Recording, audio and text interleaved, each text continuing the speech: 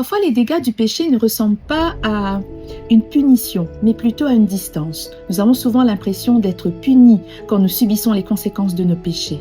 Ésaïe 59, le verset 2 nous dit « Ce sont vos fautes qui vous séparent de votre Dieu, ce sont vos péchés qui le détournent de vous. » Il nous fait comprendre que vos fautes parlent de ce que nous faisons, des actes tordus, des choix concrets que l'on fait qui nous écartent de Dieu, alors que vos péchés parlent de ce qui se passe en nous, dans notre cœur.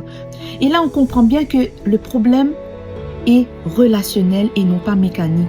Ésaïe ne décrit pas un Dieu qui se fâche, qui ferme la porte, qui se détourne de nous, mais il décrit plutôt un cœur qui s'accroche obstinément à quelque chose qui le sépare de Dieu petit à petit.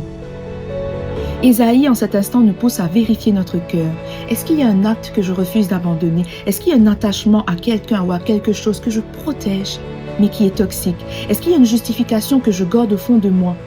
La distance avec Dieu, encore une fois, ne vient pas de lui, mais elle vient de nous. Et aujourd'hui, essayons de demander simplement à Dieu, est-ce qu'il y a quelque chose qui m'empêche d'entendre ta voix? Est-ce qu'il y a quelque chose que je garde au plus profond de moi qui m'éloigne de toi?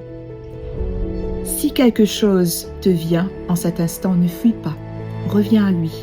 La grâce restaure toujours la connexion. Que Dieu vous bénisse.